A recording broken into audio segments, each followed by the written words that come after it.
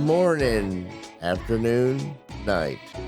This is We Are Not Prepared, and we are your hosts, Byron and Mark Ivy.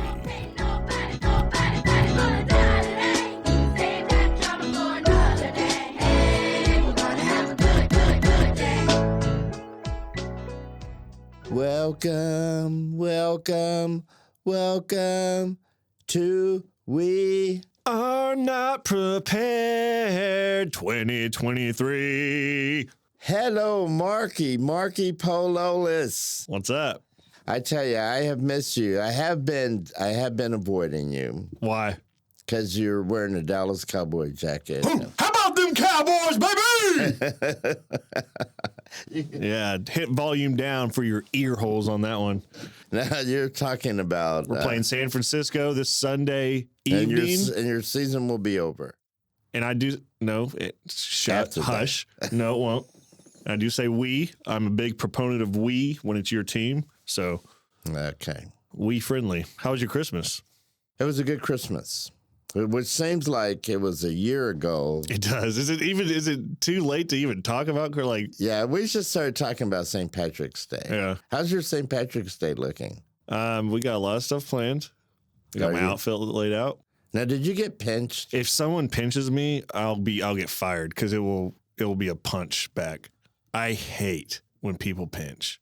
Now, I loved it when I was a kid, but now. You love getting pinched? No. I love pinching. I'm the pincher. Yeah. When I was a kid, yeah. I like people. I like to be pinched. What was your back to Christmas real quick? Then we'll get out of Christmas. Any good presents? Best present, maybe? We didn't do presents. Best present you've ever gotten for Christmas then in the history of your being was? A bicycle one year. Ooh. That was nice. My daughter's got a bicycle that's still at my grandparents' in Tulsa because we couldn't load it. So she's talking about this dang bike every day. And we're just like, well, it'll be here. You know, I think finally we're going to get it this weekend. You should have told me I was in Tulsa. I could have brought it for you. Yeah, well, I didn't want to do that to you. I don't like to burden people. That's not a burden. That's asking for help. This is what's the matter with our society. I was just having this conversation. We are so individualistic, but we are really tribal. Our instinctual background is tribal. Everything was done as a community. We have completely flipped that, so everything is done by yourself now. And it deteriorates our entire society. When did that start? I think, is that forever? Is that and is that buried into humans? When did it start being individualistic? Yeah. Probably,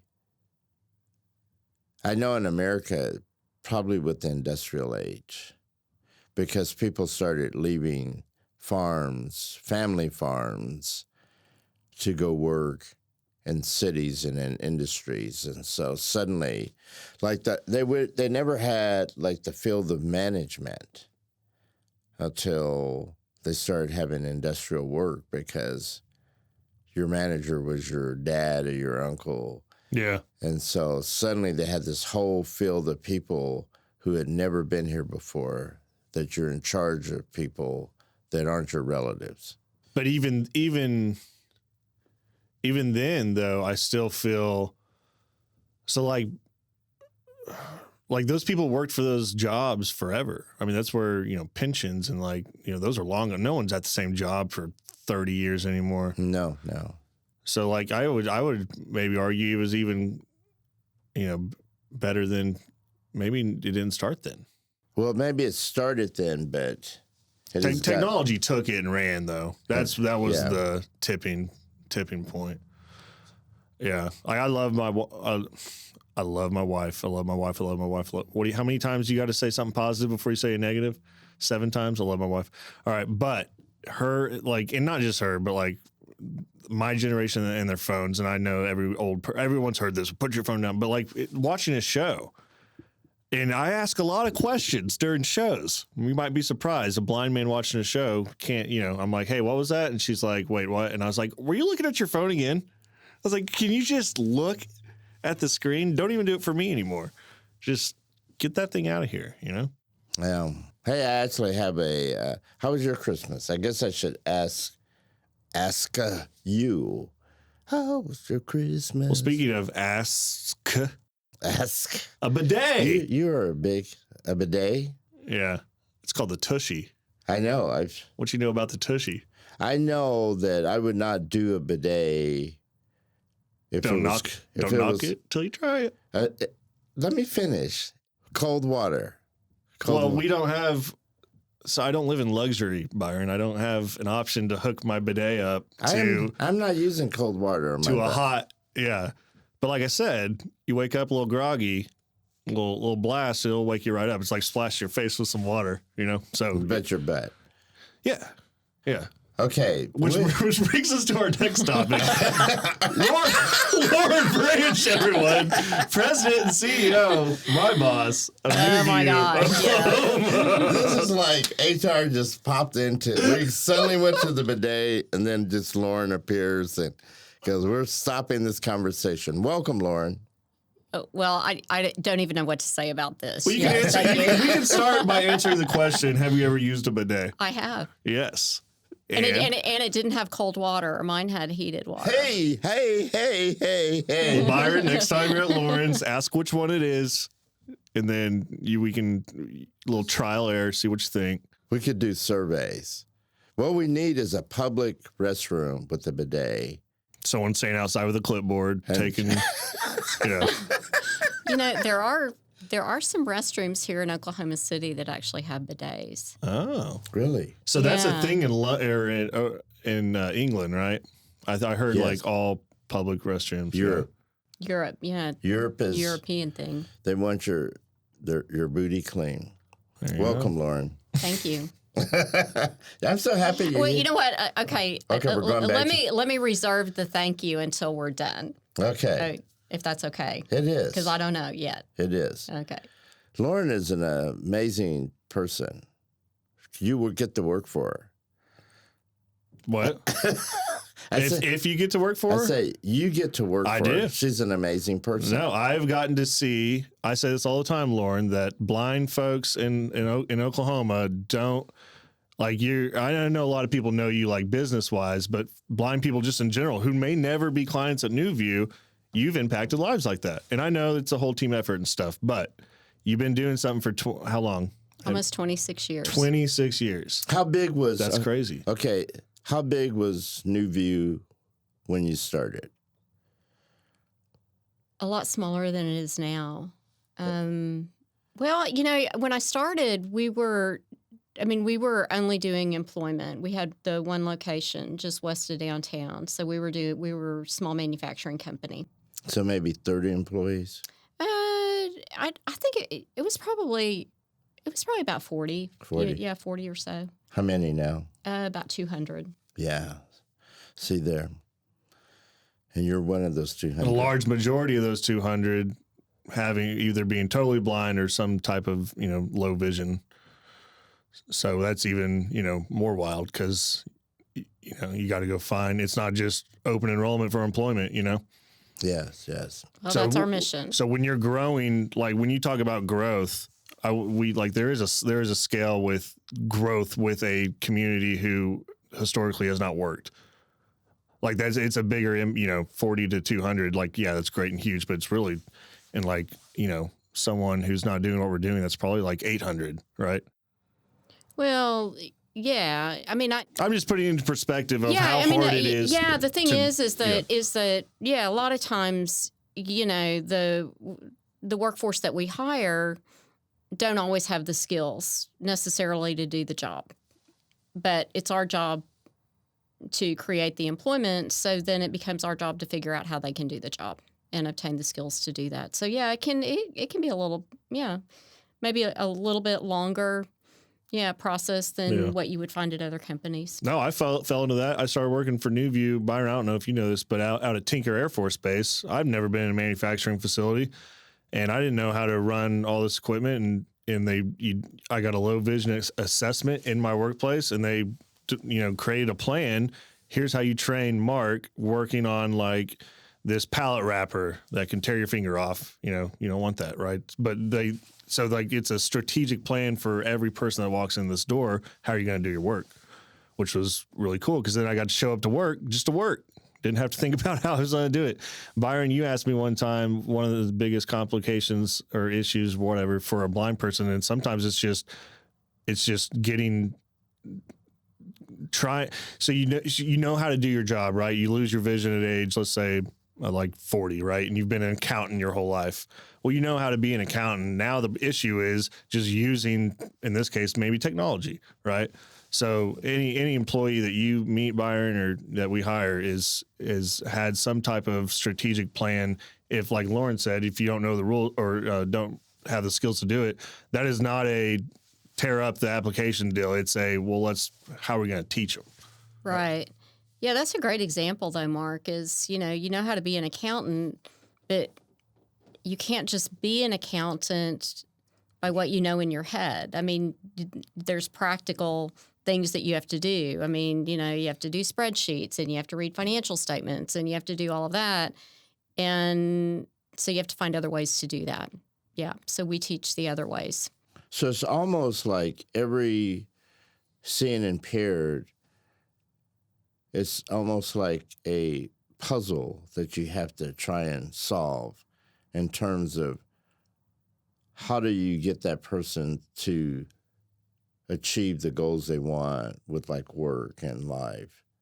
And so it's like a puzzle because it's not, everything has changed.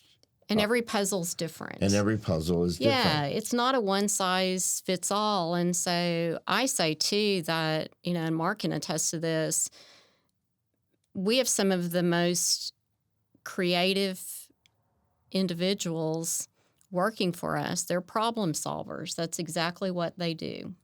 Laquana, have you met Laquana, Byron? Many times. Yeah. Oh, yeah. You give her the mic. She's singing Elvis and all types of stuff. She's totally blind, right? Yes. And so she has a colleague in her vinyl department that is blind and deaf. And Laquana has found a way to communicate with her. We actually have a video of this, and it's Laquana. I mean, it's a great video, and it's Laquana doing certain taps on her coworker and finger movements because she can't see anything. But it's almost like they've got their own little Morse code, and so this coworker can manufacture these vinyl sheets on this crazy equipment. And it's a totally blind person teaching a totally blind and deaf person how to do it. Wow. This is a jigsaw puzzle. Talk about puzzles. Mm-hmm. That's nuts. Well, look at, so you have another employee, Jerome. Yeah. Who will ride public buses. But then I've talked to other employees you have who will never do that. But Jerome will actually get on public buses by himself and travel all over the city. And so that's another puzzle because it's not just walking out to the bus stop. No. Well, think about, though, it's an event. Not just riding public transportation, but then think about those who travel, go to the airport and travel out of state and then navigate places that they've never been before, and they do it independently. The most gratifying thing ever was the first time I went to D.C. with New View by myself in an airport. And so you say some people won't ride the bus, some people will, some people will try this, do that. It all starts with advocating for yourself and not being embarrassed to ask for help. So a blind person told me, a coworker of mine said, Mark, just ask when you get dropped off at the airport. He goes, first off, it's going to be terrifying. They got the door. He called it the Russian roulette for blind people because you step in and it's like that twirly, whatever, the carousel, right? Right. And so like when a blind person gets in there, so I got in there and it just keeps going around and I would feel the AC come in. And I'd be like, dang it, I missed it again. I'd go around again and I was like, whoa, got in there, so like just getting in the door. And then he's like, just right when you get up with your ticket, go straight up and say, I need assistance. And he goes, and they're going to bring you a wheelchair. It's just how they do it. You don't have to sit in it. He's like, sometimes I do because I like to be rolled around. I was like, okay. And I did that. And they brought up my personal assistant who fast-tracked me all the way up to the airport, told my the person at the gate, have someone waiting when he gets off. The best experience of all time, and I got to do it by myself. So now when I go to the airport, even with my wife, right, she's sighted, and we have a 4-year-old. That is a lot, that's a 4-year-old, and then getting me around. So the same thing we do, we go up, we ask for that attendant, and now we all get fast tracked through. So like you find out these little things. So like the bus, right? Like if you don't like riding the city bus and you haven't even checked into Embark, well, they have Embark Plus. They pick me up from my door, And so there's just certain things that when you get comfortable to start asking for things and then you experience what being independent feels like again, it's like a drug. You're like, heck yeah, I can't wait to do more stuff by myself. You had me at drug. You know that our time is up. Well, let's do part 2. We got this place what's Lauren doing? I'm just sitting here. You don't have anything going on. Part 2. What's the 100-year plan for New View, Lauren? So, if we're going to do part 2, let us 5 minutes. Okay, 5 minutes. 5 more? Yes. Then we're done. Yes. Okay. We could 5 minutes and we're done. Okay. I have no idea. But this is all being recorded, which our listeners love. How do you know what they love? They may really. You're not in touch with our listenership. Have you not been getting fan mail? I'm not in touch with myself. So we should read our fan mail one time. That one letter that I made up, all of them. And sponsors. Lauren, can you help us get sponsors? Okay, let's ask her something more. I could try. Than a 100-year plan. That sounds like a strategic planning meeting. I said in life, not for New View. She said her next 100 years. Well, I'm going to be dead in 100 years.